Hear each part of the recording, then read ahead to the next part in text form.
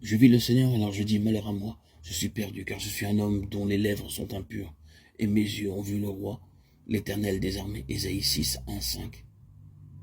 Qu'est-ce que la vision de Dieu a-t-elle signifié pour Ésaïe? C'est la vision de Dieu pour ceux à qui ces messages lui sont confiés. Dieu a dit à Jérémie, si tu sépares ce qui est précieux de ce qui est vil, tu seras comme ma bouche. Jérémie 15, 19b. Enfants de Dieu, avez-vous capitulé devant le Seigneur jusqu'à consentir à ce qu'il dispose de votre bouche pour qu'elle soit seulement utilisée comme sa bouche? Ceci signifie qu'il faut rompre avec beaucoup de paroles superflues. Le Seigneur Jésus a-t-il jamais discuté d'un cas avec ses disciples? S'est-il entretenu de Judas avec les autres? N'avez-vous pas rencontré des âmes qui craignent de vous ouvrir leur cœur, de peur que vous n'en parliez avec un autre ouvrier? Ne prenons-nous pas une habitude insouciante en parlant de beaucoup de choses?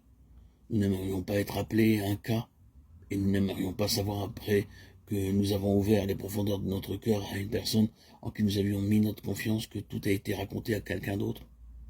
Être possédé véritablement par Dieu a pour effet de profond émondage dans la vie pratique. Cela veut dire que nous lui permettons d'amener toutes choses dans notre vie, en conformité avec le chemin même par lequel le Seigneur Jésus a marché lorsqu'il était sur la terre. La langue semble être le dernier membre du corps à se soumettre au contrôle divin. Le fait de la tenir en bride est placé par l'apôtre Jacques comme la preuve suprême d'une âme entièrement possédée par Dieu. Il nous dit pourquoi nous perdons beaucoup de communion avec Dieu et sortons si rapidement du milieu de sa présence. Jacques décrit la langue comme le gouvernail du navire. Il dit que si le timonier tient la langue, il peut diriger tout le corps à son gré.